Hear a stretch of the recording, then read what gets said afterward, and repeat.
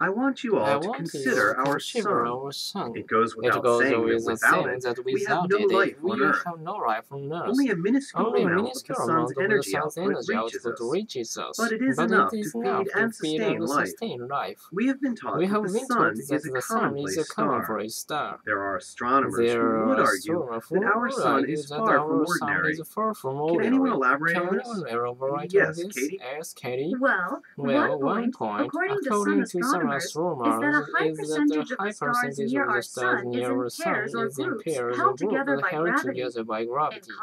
In contrast, our sun is a single star. Star Star gravity affecting the Earth Earth comes coming from from a single source. So, how does this affect our planet? This provides the Earth with a more stable orbit, which, in turn, improves the conditions for life. Also, our sun is one of the more massive stars. Its gravity controls all bodies in its solar system. This allows the Earth to remain far enough away to not get burned up, and by the same token, not pull away from the system. And so, life on Earth is protected. Very good point. Very good point. There's also a brightness factor to consider. Does anyone want to explain this? Yes, Laura? Yes, Laura. Apparently, compared with other stars, our sun's brightness varies little. The Earth, therefore, receives a brightness that is more stable and constant. And this is critical for life to exist and thrive on Earth. I'd like to say something about solar eclipses.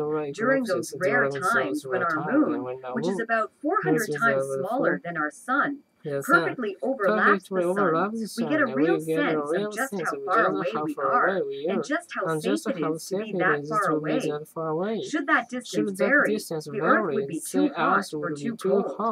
We also shouldn't overlook the importance of the moon's gravitational effect on the Earth. As important as the sun's gravity is to maintaining the distance between the Earth and sun, the moon's gravity keeps the Earth from wobbling too much on its axis. If the Earth were to wobble too much, we'd experience some extreme climate changes. Extreme climate changes.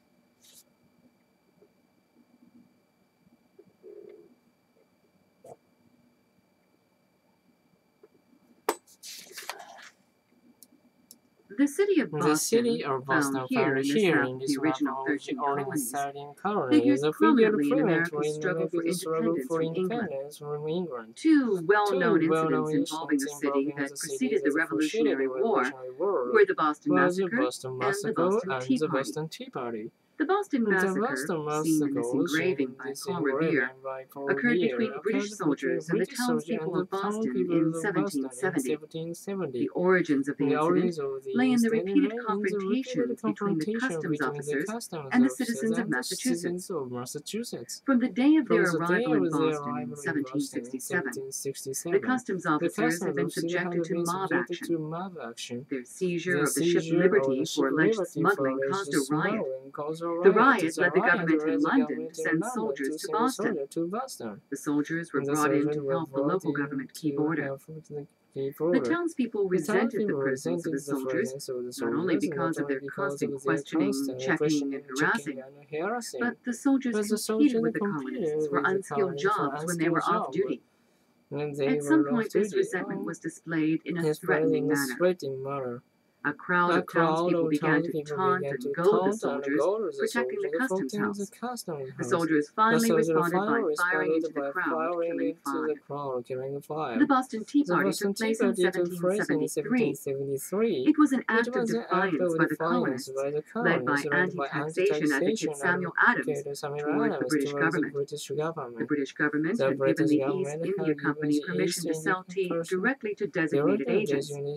By doing this, the company could avoid paying colonial middlemen and undersell all competitors. This made it nearly impossible for the American merchants to sell their tea.